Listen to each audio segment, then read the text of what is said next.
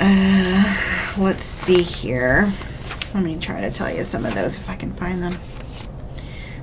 Maybe. Oh, they're on this page that I'm about to show you. The checklist. The checklist. Step-by-step surgery requirements for all patients. This tells me 5% of my body weight is 13 pounds and that my goal weight is 256.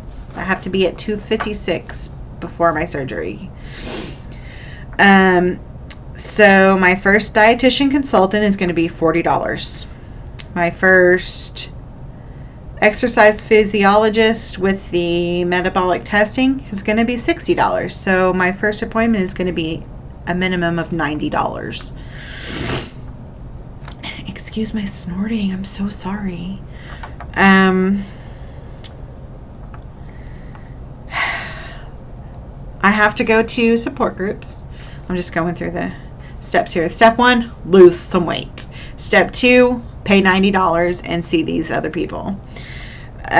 Step 3, attend 1 support group per month between now and the surgery date. So that means hopefully I'll have to go to just 2, March and April. Those are free, thank goodness, unless you want to do it online, which is not free, which is crazy to me, but whatever. I will be going to the free ones. Step 4, schedule and attend monthly follow-up appointments with a provider, diet, and exercise. So provider, that means their other general practitioner person, not the surgeon. Copay, hopefully. Probably going to be, my copays are $35 for regular and $60 for specialist. I'm hoping it's the regular and not the specialist. But then on top of that, you see your dietitian again, another $20. You see your exercise person again, another $15. Probably gonna have to do that twice. Well, no, only one more time after that because the first one should count because it's not until March. Oh, I'm sorry. Repeat steps 3 and 4 and monthly until surgery. So luckily, I don't have the long wait that a lot of insurance companies require. It's basically as fast as I can get this stuff done is as fast as I'm going to get my surgery. I'm glad that I am taking a vacation at the end of March and I'm going to be out of town because that I feel like it's paced a little better now. If I didn't have that, I could probably be having my surgery at the 1st or the middle of April, but I do still want time to make sure this is really something I want. I think it is. I'm very excited about it, but you know, time will tell. Then step 5 is psychiatric testing and evaluation. Now this I am seriously hoping that my insurance covers. I need to check into it because if it's not, this one Psych Eval costs $300 out of pocket if it's not covered. So hopefully, cross my fingers, it will be. That's a one-time thing unless they think you're too crazy and they need more clarification and then they'll bring you back. But usually it's just a one-time thing. Hopefully not $300. Step 6 is a pre-op diet class. It has to be attended within 2 months of the surgery date, which is no problem since I'm planning on having it in about 2 months. $30.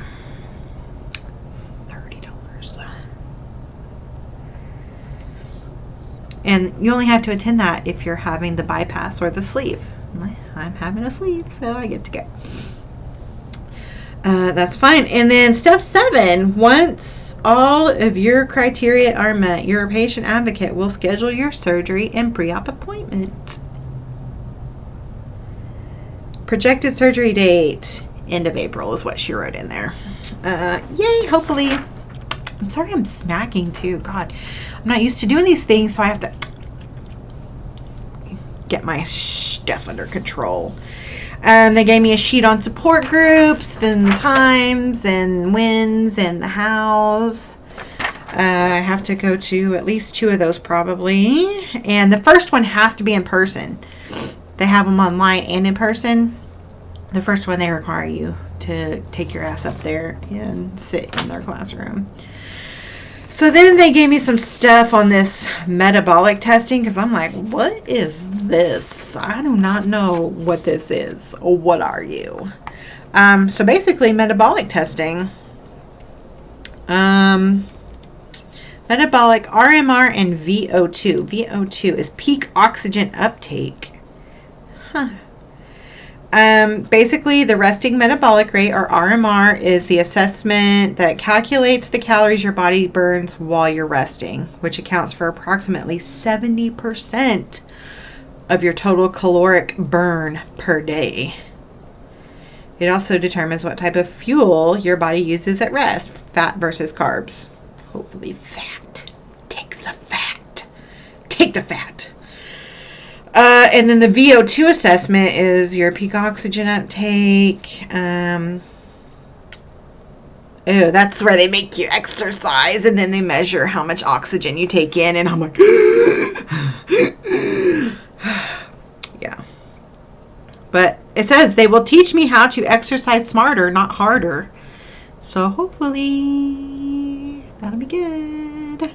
I'm not the best at exercise. I hate it. So for that, you have to be, for the metabolic thing, you can't eat for 6 hours before. You can only drink room temperature water. They gave me this whole little list here. They're like, hey, don't forget, these are the things that you must do. There we go.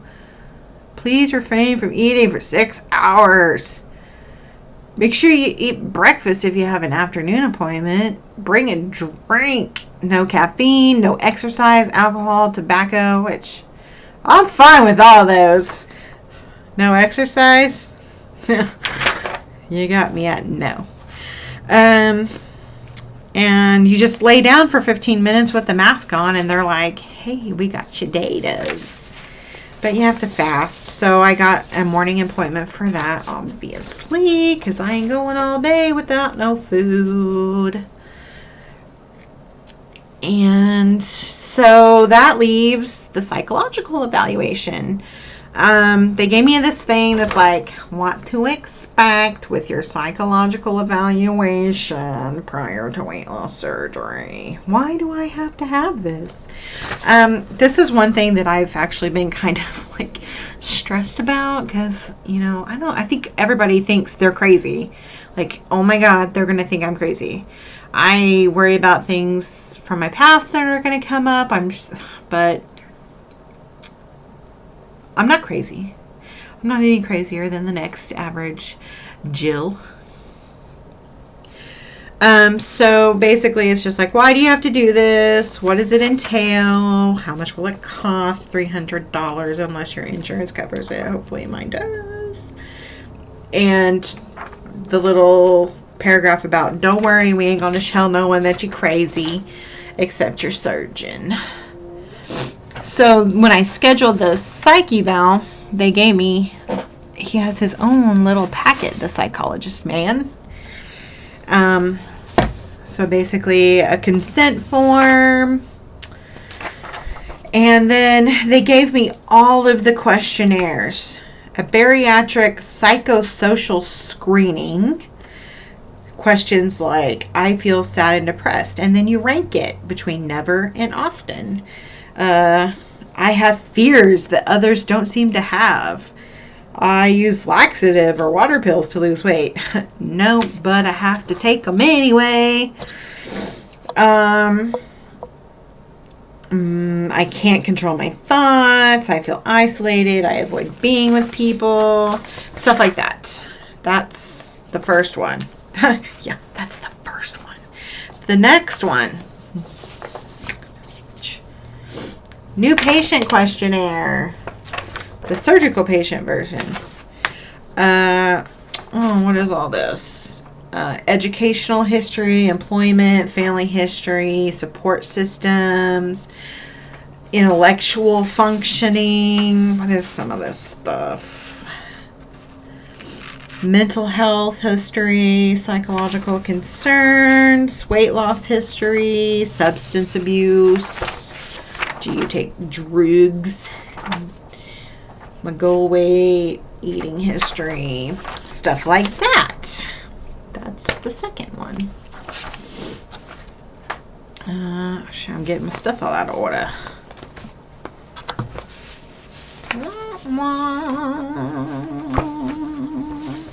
Okay, sorry. Step by step, day by day. Okay, sorry. A little early 90s TV sitcom theme song for you. Next, eating attitudes test. Eating attitudes. I got an attitude for eating.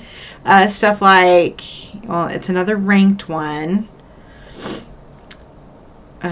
Between rarely and often, skipping meals, drinking less fluid, eating when angry, bored, happy, sad, depressed, to reward yourself, eat badly at social events, which I do, eat badly at restaurants, which I try not to do, because it's handy, because of the TV, because other people are eating it up.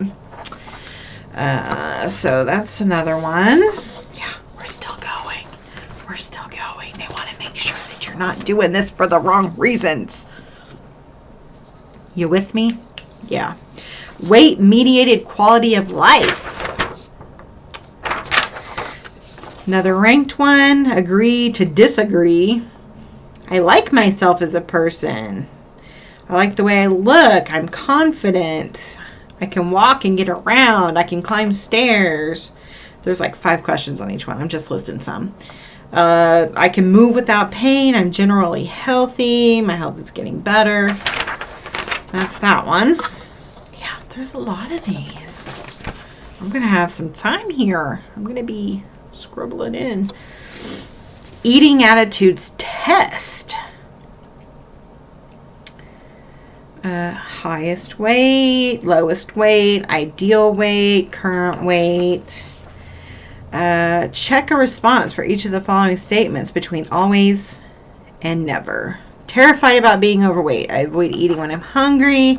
Preoccupied with the thought of having fat on my body. I wouldn't say I'm preoccupied, but it is pretty front and center. Ever made yourself sick to control your weight? Exercise more than an hour to lose or control weight, stuff like that. How many is that now? I haven't even, I should put a counter. 1, 2, 3, 4. Next one. This one doesn't really have like a thing at the top. It's just like, hey, here's some questions. Statements. Put the statement in each group that best describes the way you've been feeling during the past 2 weeks, including today. Sadness, from I don't feel sad to I am so sad or unhappy that I can't stand it. Pessimism. I'm not really a pessimistic person, but you get the point. Failures, guilt, self-critical, maybe. Self-dislike, crying. Oh, what's on the back? Loss of interest in sex. Worthlessness, changes in appetite, irritability, sleeping. You get the point. Another one that looks almost the same.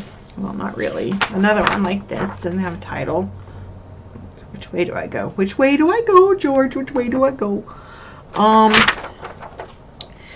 Common symptoms of anxiety. Oh, so then you rank it between not at all and severely, I can barely stand it. Numbness or tingling, unsteady, feelings of choking, shaky, faint, sweating, not due to heat. That's called night sweats, babe. Night sweats. Thanks, diabetes. You're the best. I hate you. And then they just gave me like some other stuff. They gave me a big thing with for BMI. So Hey, if you want to know your BMI, I can probably tell you. I checked mine. She measured me today at my height at 5'6". That was a little shocking considering I've been 5'7" for quite a while, and I had my shoes on when she measured me. I'm getting shorter. So if I go by her measurement of 5'6" and my weight today of 269, which 269 isn't exactly on here, 5'6", excuse me, let's go to the closest one, which is 266, puts me at a BMI of 43. Anything over 40 is morbidly obese. Yeah, I said it again. I'm morbidly obese. It's okay. I'm taking care of it. Y'all should take care of it too if you're wondering. So basically, to be normal, to have a normal BMI, which we all know BMI is kind of bullshit, but this is what they use, okay? Normal BMI is 24 and under, okay? I'm way off. For me, a normal BMI, my max weight would be 149. Anything over 149 is overweight. So I need to lose 125 pounds. I think I can do it. If I can get this tool in me, I can do it. I can do it. You can do it. So that kind of brings me to my goal weight. I've been thinking, 150 is, I've always kind of had that number in my head of 150. But I think maybe I should try for 140. And then if, a regain happens, I'm not perfect, a couple years out or so, maybe I gain, 5 or 10 pounds.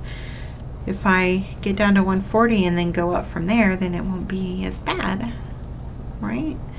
I don't ever want to be over 200 again. I never want to see a 2 in that first slot on the scale. So, oh God, I'm like tearing up. Get back in there. Oh, that made me on. Okay, anyway. So that was my first consult, you guys. Step by step, day by day.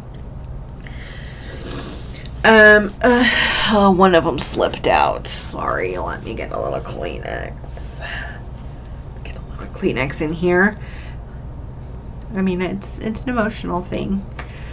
To see a light at the end of the tunnel, I guess, is exciting and emotional.